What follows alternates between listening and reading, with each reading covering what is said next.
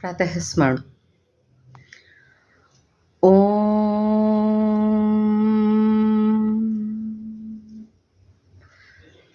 ॐ नमो वासुदेवाय हरये परमात्मने प्रणतक्लेशनाशाय गोविन्दाय नमो नमः। कराग्रे वसते लक्ष्मी करमध्ये सरस्वती करमूले तु गोविन्द प्रभाते करदर्शनम्। समुद्रवसने देवी पर्वतस्तनमण्डले विष्णुपत्नि नमस्तुभ्यं पादस्पर्शं क्षमस्व मे। अहल्या द्रौपदी सीता तारा मन्दोदरी तथा पञ्चकं नाम स्मरे नित्यं महापातकनाशनम्।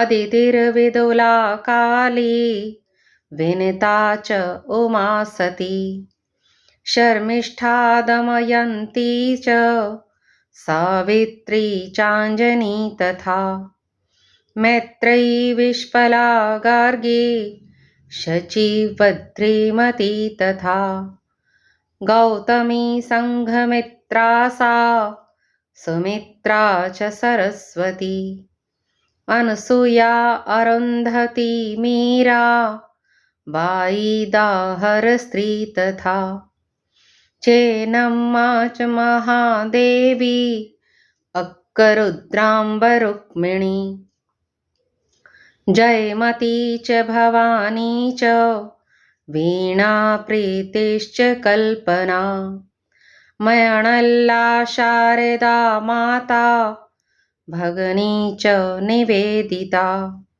जीजा लक्ष्मीर्हल्या च दुर्गा येषुस्तथा रमा पन्ना कृष्णकुमारी च पद्मिनी रामरक्षिता भारते हिन्दुनारीणां भवेत् सङ्घटनं दृढम् इति संस्थापिता राष्ट्र सेविका समितिर्यया संस्कृतेश्च सर्वधर्मस्य रक्षणार्थं समर्पितम् क्षणशः कणशश्चैव जीवितं चन्दनं यथा यया रामयशो गानैः कृता भारतजागृति लक्ष्मीं केलकरोपाख्यां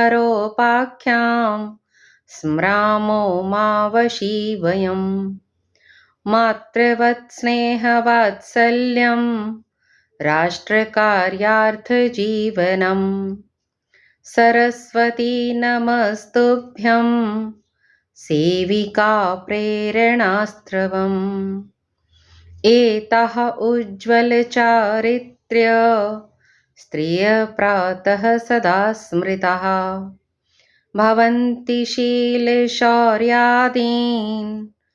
वित्रन्त्यो गुणान् सदा गङ्गा गोदा ब्रह्मपुत्रा गोमती च सरस्वती कावेरी यमुना कुम्भा सिन्धुरेवा इरावती प्रातः स्मरणमेतद्यौ नित्यं नियमतः पठेत् अखण्डं भारतं नित्यं तस्य स्फूर्ति चेतसि।